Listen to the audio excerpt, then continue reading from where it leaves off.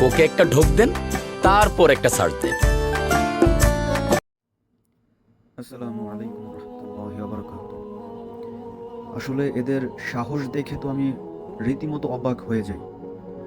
এরা বাংলাদেশের মুসলিমদের কত বড় বোকা ভাবে, অথবা এদের মনের ভেতর কত বড় সাহস, এদের যে পৃষ্ঠপোষকতা কে করে এটাই তো বুঝতেছি না আমি। কারণ একে তো ফিলিস্তিনের আমাদের ভাই বোনদের অবস্থা ভয়াবহ আকারের খারাপ।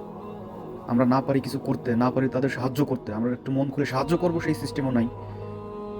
তাদের পাশে দাঁড়ানোর সামান্যতম অথবা ন্যূনতম একটা রাস্তা হলো এই কোক আমরা বয়কট করতেছি।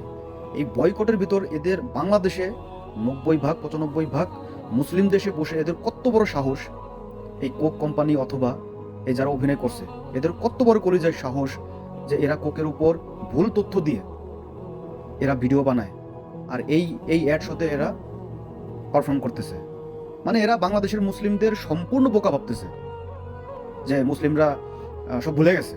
কিন্তু এরা তো জানে না যে এদের এই ভিডিওর মাধ্যমে বাংলাদেশের সাধারণ মুসলিম যারা যাও খাওয়ার মানে ভুলে হয়তো বা কেউ কোক খাইতো, এখন থেকে কেউ ভুল ভ্রান্তির ভিতরেও কেউ আর কোক খাবে না ইনশাআল্লাহ। আমি সকল মুসলিম ভাই বোনদের বলতে চাই, এই ভিডিও আমাদের শিক্ষা, এরা আমাদের কতটা বোকা ভাবে। আপনি যেন বোকার খাতে নাম না লেখেন।